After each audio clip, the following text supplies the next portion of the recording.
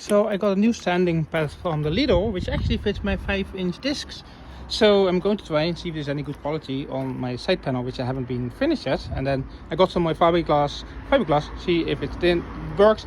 I'm going to take off the glue of this one here and then align it with the panel as much as I can. Then fill it up and you know the rest. Now I'm designing the first test of my lights.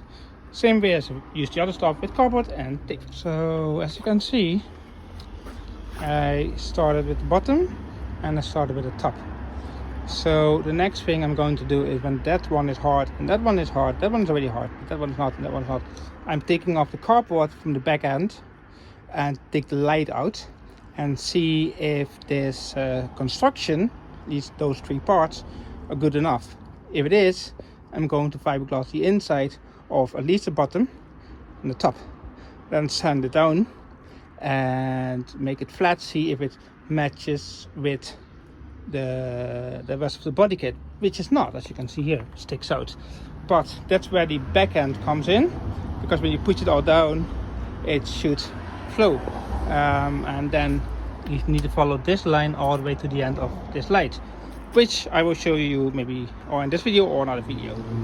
So all the cardboard has been removed from the car and the fiberglass is just sitting there on its own. As you can see, it's that piece that I have to do, and I have to fix this area here. However, to be sure, I made the back stronger of that and all that. Now I'm going to put the light back on and see how the shape is and if I have to change something. So though I know the light kind of going to sit like this, so what I'm going to do is I'm going to take and cut this off just a tiny bit more. Now I'm doing the parts that are a little bit harder to do. For example, this line needs to be perfect. I use this plastic piece because, again, fiberglass doesn't stick to plastic. So this hopefully will give me a line, and then this line where the cardboard is, again, is guess it's correct. Not sure, but I can cut it based on this. Then I started with this piece. This is a little bit harder because you have this area here and this area here, and you have to put it on. So you can't put fiberglass over part of plastic that needs to come off. So what I did for now is I made plastic. I taped this all in. This is stuck, whatever, to the side that's there and underneath. So when this fiberglass is dry, I can take those pieces of plastic off and it should stick. Then I can put fiberglass on all the rest, at least so there, and then that should be one piece. By that time I could have take this off, that off, and then I'm going to match this area to there and this area to that area here, and then the corner should be there.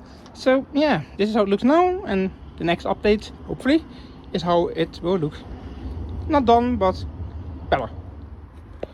So I'm using the same concept that I used here as for here.